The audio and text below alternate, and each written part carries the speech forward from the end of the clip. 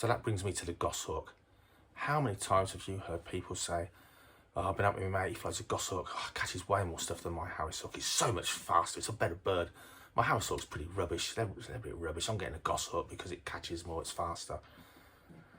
An unfit goshawk and an unfit harrisawk, off the fist, bolted rabbit, 50-yard chase, goshawk is going to win every single time. It's a faster bird from the start, standing start, over that sort of distance. At the end of the day, a super fit goshawk is also faster than a super fit harrisawk, but the difference between a super fit harrisawk and a super fit goshawk is less than an unfit harrisawk and an unfit goshawk. If you can't get your harrisawk motivated and fit enough to chase game, get up when it misses, chase game, get up when it misses, chase game, until the end result, game's got away for good or the hawk has caught it, you're not going to get anywhere with a goshawk, because the goshawk takes so much more from you to get to the stage of hunting. It is way more highly strung. My last goshawk was the most lovely bird. It was the most bomb-proof bird. It did photo shoots. These flies are really winding me up. I'm in the reptile room, little tiny forward flies. I want to kill them all and I can't. The goshawk that I had last, absolute, he did photo shoots and all sorts. You can have goshawks, parent reared by the way, my personal choice. It can be really, really chilled. But the difference was, a team of 12 birds that I had at the time, for educational of them and shows and displays, a team of 12 birds, owls, hawks, goshawk, harrisawks, falcons, eagles. If I saw a plank of wood in front of them, all those birds would sit there in a summer's evening. They'd be looking at me with their heads turned, all parent reared, looking at me. Oh look, that's something interesting. Dave's sawing a bit of wood. Goshawk, up and down on its high perch, up and down. Oh, something's going on that wasn't going on normally. Oh, something different. Panic, not panic, but up and down. They are highly strung. They are highly movie, on the go all the time. Their heads are on the go all the time. They are a completely different thing to any harrisawk, any golden eagle, and any red-tailed hawk. Totally different mentally. Think of an animal that doesn't really think too much. It just reacts to everything. It reacts like a greyhound. If something whizzes past, it wants to chase it. If something makes it nervous, it reacts, let's fly away as fast as we can. Let's not assess this situation and see if it is actually something bad.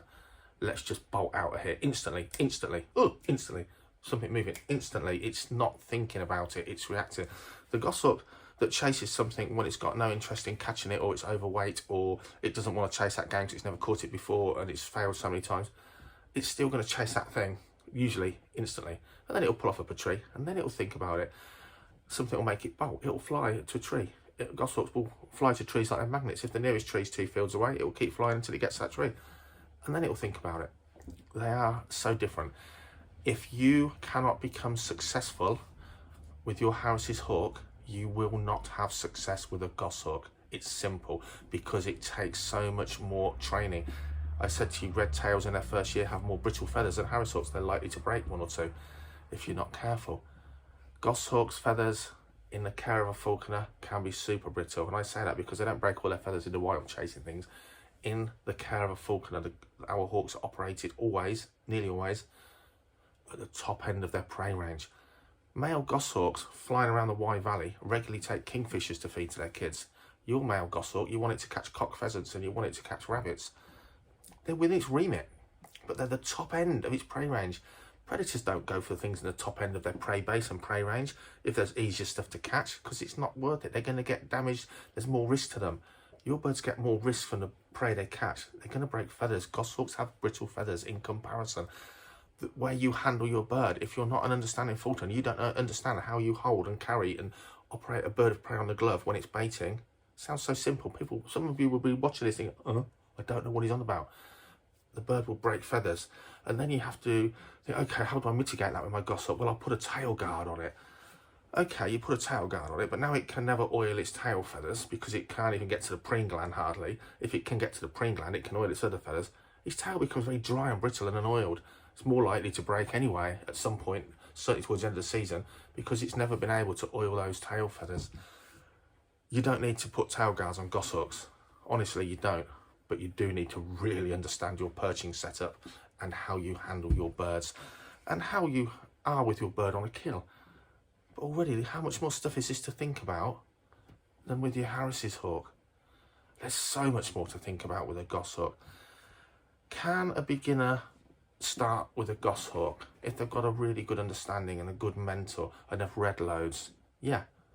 My first falconry bird was a goshawk. My God, did I make some mistakes, because I read books that now I wouldn't follow in a million years on how to keep goshawks. But it was the practice then, and I practiced falconry textbook style. Didn't know how they worked, didn't understand them, from books, and I copied what the book said to the letter. Carry your goshawk for as many hours you can on the glove. Let it see everything in the human world so that it becomes accustomed to that. Oh my goodness, no wonder my goshawk didn't want me to pick it up off the block sometimes, off the perch sometimes, subjecting it to all that fear and terror. I didn't understand why you hooded birds of prey, like a lot of people watching this video. So I didn't even consider hooding my goshawk. I thought only falcons were birds that you hooded at the time. And I just put that bird through hell of being dragged around on the glove, down busy roads, everywhere I could take it, all the time. My last goshawk, utterly bomb-proof, I picked it up and carried it on the glove when I was feeding it. When I was training it was when it got its food. When I was flying it was when it's got its food. I didn't do much else with it on my glove other than the times when it was doing something fun, eating, training, eating, hunting, eating. I didn't lug the poor thing around with me the rest of the time, but I subjected it to everything while it was eating on that glove. And of course, if something became too nervous, I hooded that goshawk. I could remove that away before the nerves turn to terror and fear, because once you subject a bird of prey to terror and fear, whether it's a red tractor or a blue pram, if you subject it and it cannot escape that terror and fear to the point it collapses on your glove, its lifelong memory will always hate those objects that made it terrified and fearful. The hood means you can back that bird away instantly from that problem. You can think, okay, it's a bit nervous, but it's still eating. No, it's baited a couple of times and it's going to be unsettled and it's going to go the wrong way. Hood the bird. For goodness sakes, if you can't hood a bird of prey, you certainly shouldn't be getting number 4 on the list, if you like. Back off a bit, take the hood off. The point of worry is still in focus, but it's further away. Does the bird start eating? Yes, it does. That's good. We'll get a bit nearer. The hood is the biggest welfare tool in falconry, and it is the best way to train the most bomb-proof birds. And if you don't know what I mean, it's because you do not understand hooding. That's got to be for another video. Believe me, the hood enables you to train bomb-proof birds, not the other way around.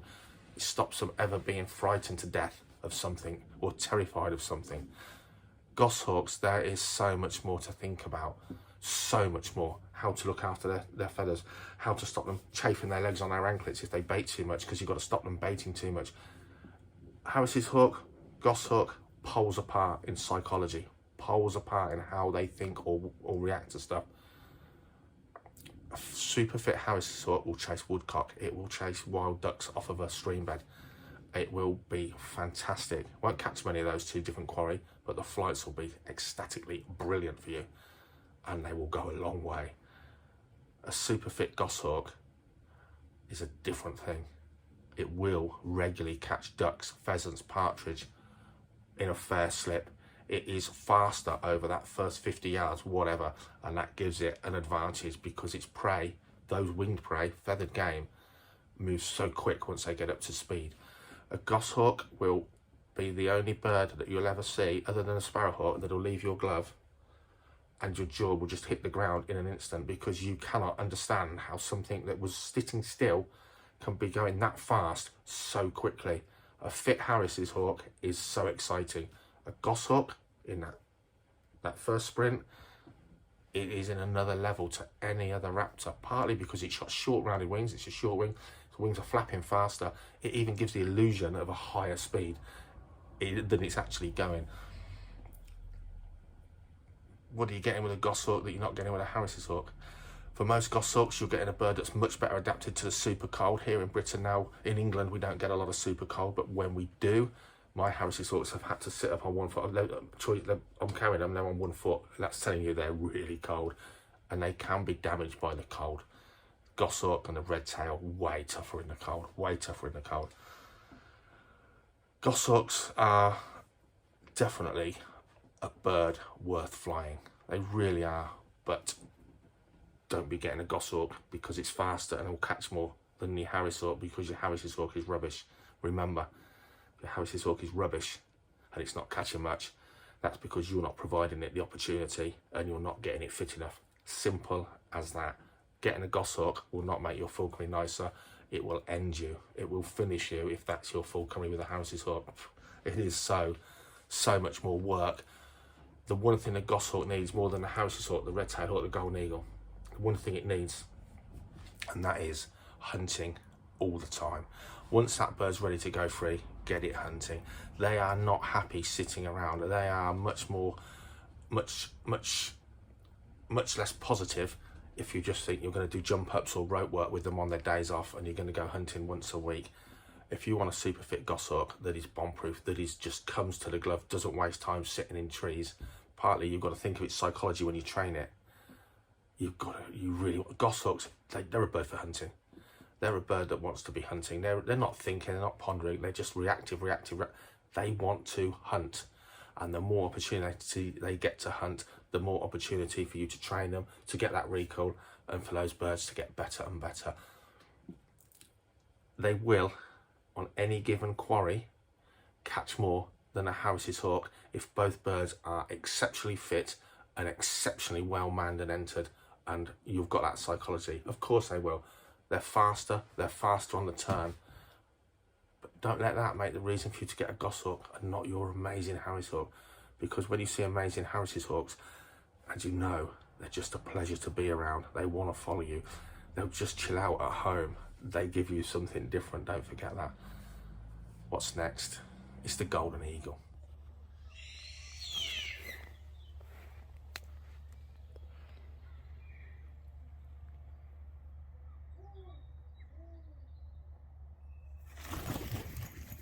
Fly a Harris's hawk as your first bird. You can fly a goshawk as your first falconry bird. You can fly a Redtail hawk as your first falconry bird.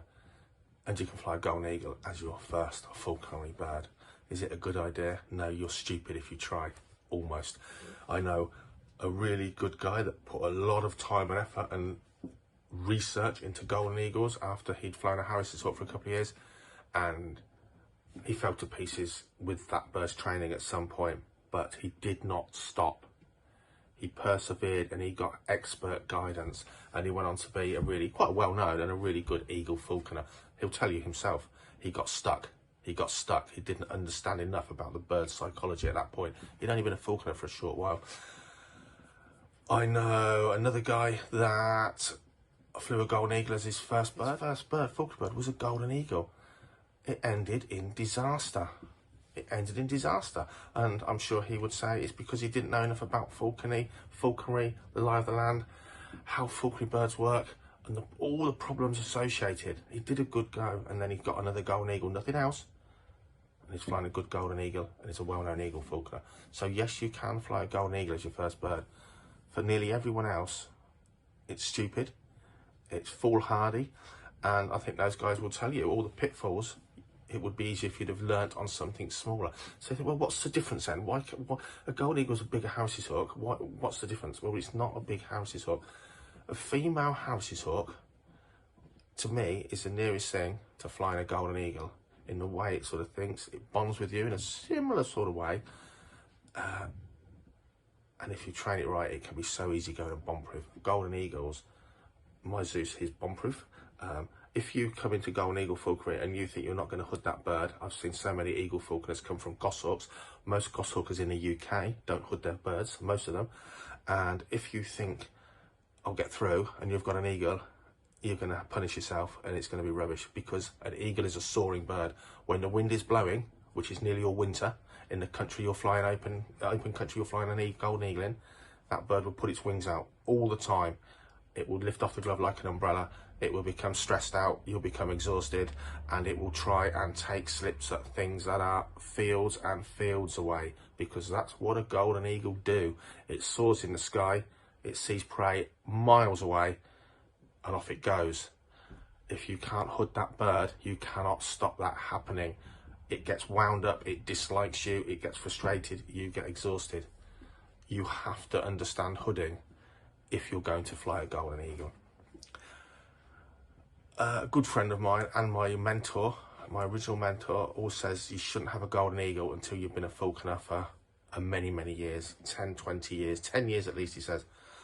And there's good reasoning in that, isn't there? There's good reasoning, because if you haven't time served with another bird until you've really understood how the psychology of birds works, how to handle them, what causes aggression and food possessiveness, and how to work with birds on a kill, and then you take on a golden eagle, you're going to mess it up, and it might mess you up. The flip side is, I know falconers that have been flying birds of prey for well over 10 years, and they're not as good as other falconers I know that have been flying birds of prey for 2 years. There's such a difference, because there's so many men. It always seems to be men. It's because of how we are. We don't need instructions, do we? We just build stuff and then, oh, throw them bits away. It's a man thing. So many men get into falconry. They have a falconry bird for 1 or 2 years, and they think they know it all.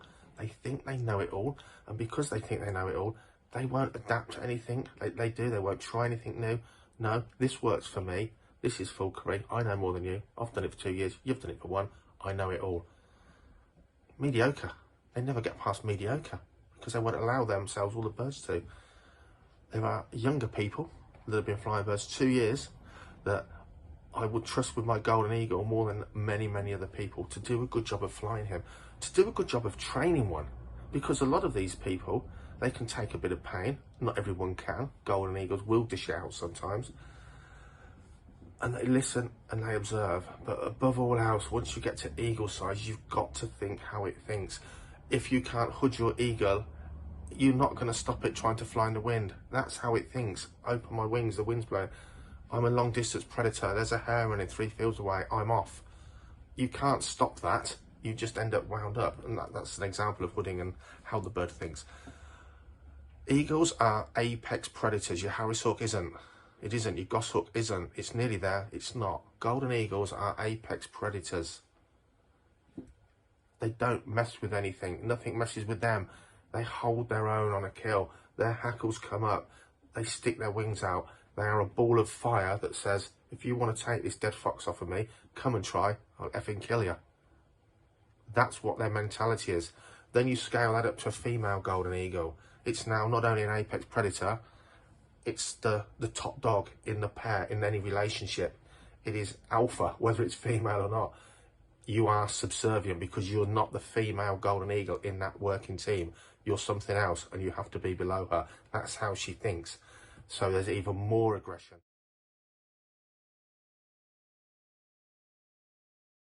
Everything's bigger.